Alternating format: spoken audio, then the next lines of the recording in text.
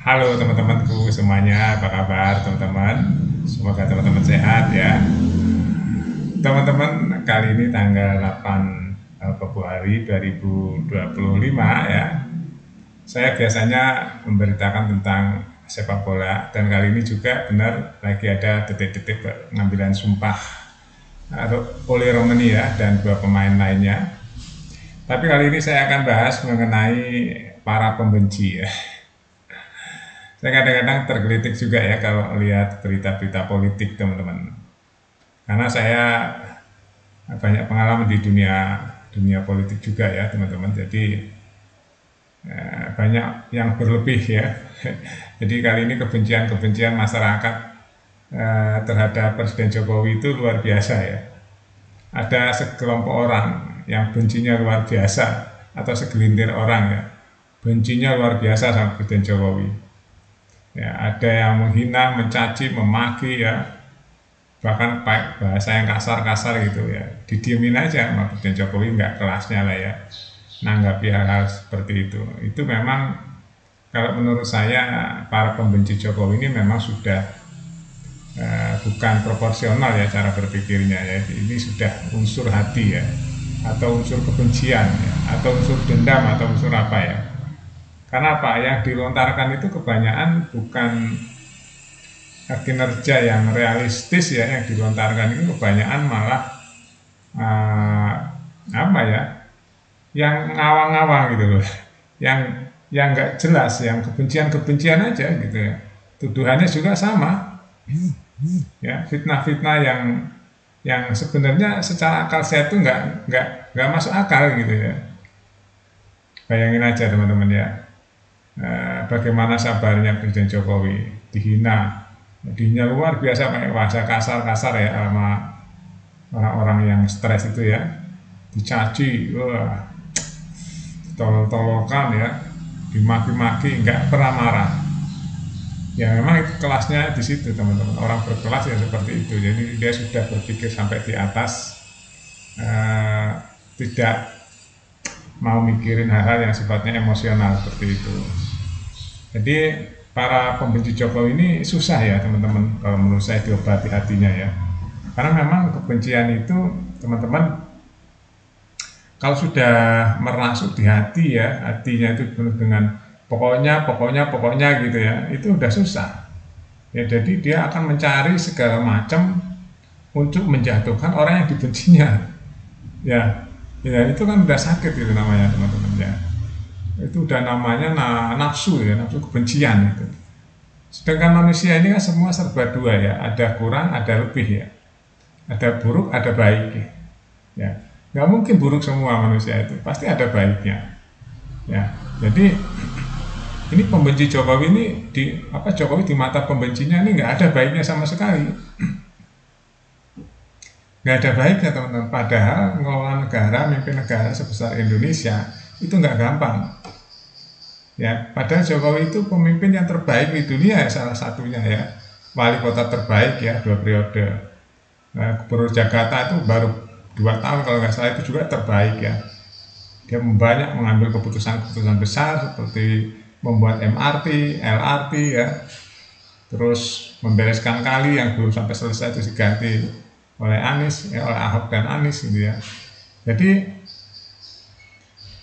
dia memang yang terbaik teman-teman, terbukti ya. Terus jadi presiden juga 2 periode terbaik, Indonesia nggak ada masalah ya, walaupun dilanda beberapa cobaan ya, gempa, terus longsor, terus gunung Merapi, terus COVID ya. Jadi Jokowi tetap tenang ya. Geopolitik yang gonjang-ganjing juga ya, Jokowi bisa mengelola dengan tenang ya. Itu jarang loh mungkin seperti itu teman-teman, nggak emosional ya kan. Itu baru yang sedikit-sedikit. Ada lagi yang tentang bisnis teman-teman, pengambilan saham Freeport itu ya, dadinya cuma berapa persen sampai di atas 51% ya. Itu nggak gampang, yang dilawan Amerika ya teman-teman.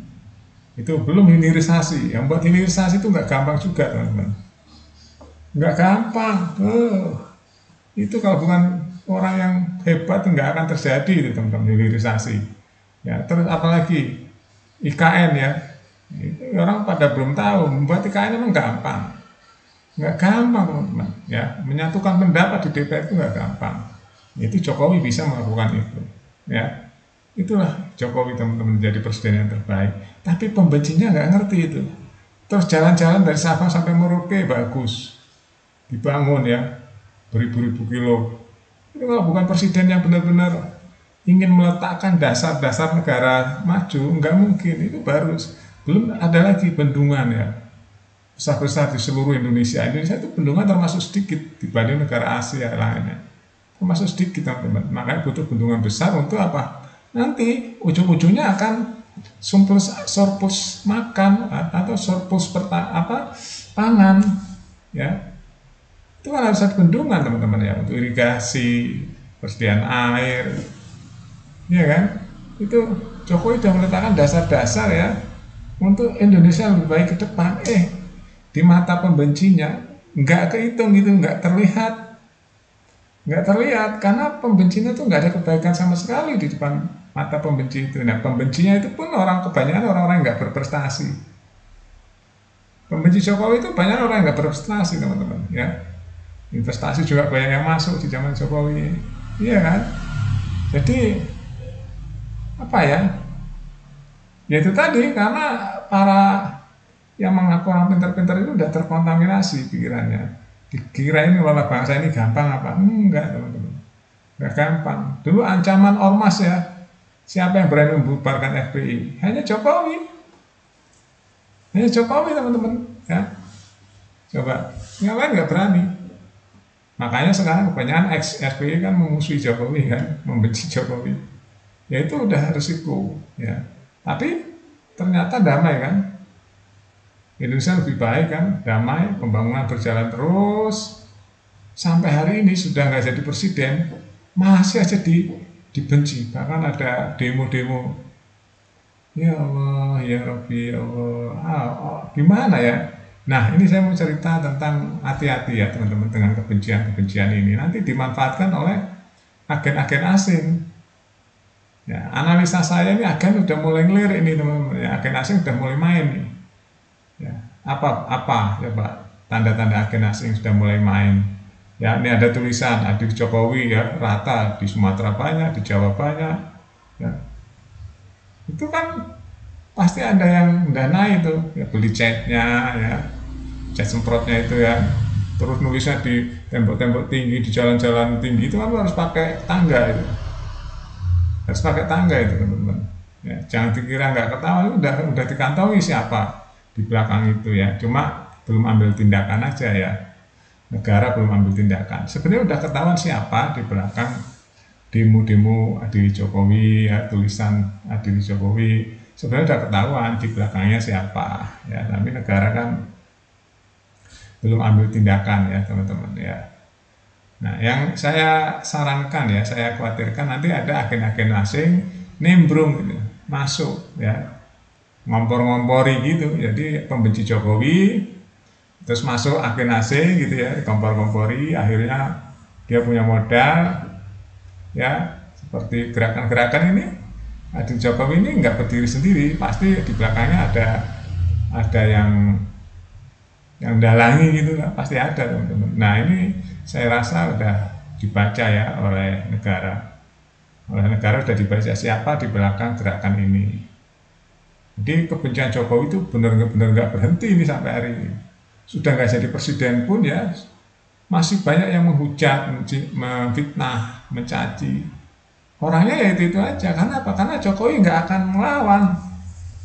melawan dia. Kan udah tahu dia rumus dunia ini. Kalau dilawan, ya menyenangkan dia tujuannya cari view ya. Pembenci ini ya, ada orang yang suka cari view, ada orang yang termakan oleh kebencian ya. Jadi macam-macam. Jokowi nggak sempurna, iya teman-teman, nggak sempurna. Saya juga mengkritik ya, banyak kritik saya terhadap Presiden Jokowi dan korupsi yang masih banyak nih. Kenapa nggak diberantas habis-habisan itu juga? Tapi nggak gampang juga berantas korupsi. Ya, pasti ada oknum-oknumnya tuh. Nah, itu harus diberantas. Nah, sekarang mulai diberantas sama Presiden Prabowo ya. Jadi yang pertama, yang kedua undang-undang perampasan aset nih DPR ya. Saya juga mengkritik DPR teman-teman ya. Kenapa nggak disahkan cepet-cepet undang-undang perampasan aset? Apa alasannya kok pakai lama? Padahal katanya udah sampai ke DPR. Ya, udah diajukan ke DPR. Kenapa ada prosesnya lama? Saya juga kritik, tapi kritik yang sifatnya masuk akal gitu. Karena untuk kebaikan bangsa juga nih, undang-undang perampasan aset harus cepat disahkan tuh.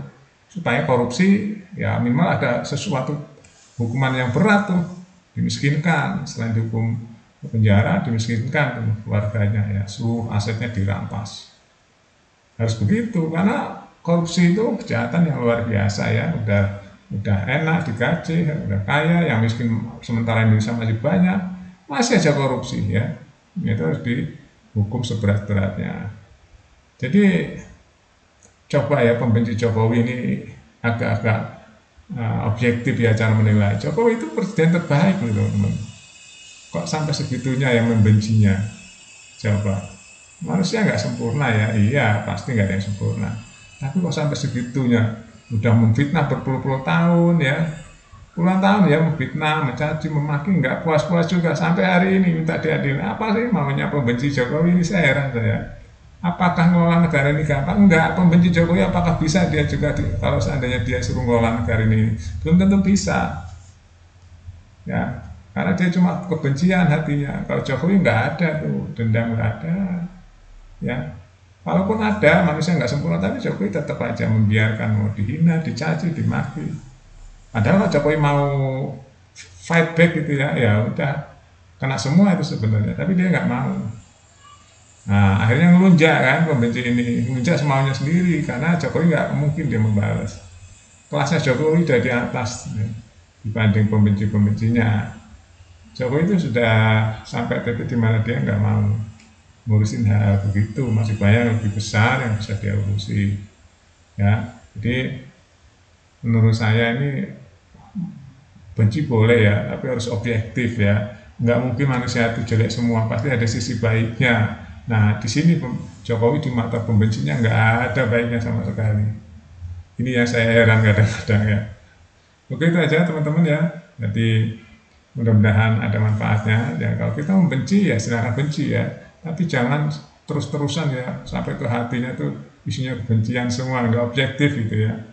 Kita bicara objektif ya. Kelebihan Jokowi banyak sekali teman-teman ya. Banyak sekali kelebihannya. Nggak sempurna, iya namanya manusia nggak ada yang sempurna. Pertanyaannya, apakah yang pembenci itu lebih baik dari Jokowi? Ya enggak menurut saya. Jokowi sudah berbuat banyak untuk bangsa dan negara ini teman-teman. 20 tahun lebih dia menghabiskan waktu untuk menjadi mengurusi negara ini dari wali kota, gubernur sampai presiden. Ya mudah-mudahan ya ada manfaatnya nih obrolan saya yang sifatnya apa adanya teman-teman, tapi mudah dicerna ya. Jadi kalau hati kita sudah ada kebencian, saya yakin nggak akan adil ya teman-teman. Kita harus netral menilai sesuatu. Terima kasih teman-teman, sampai jumpa.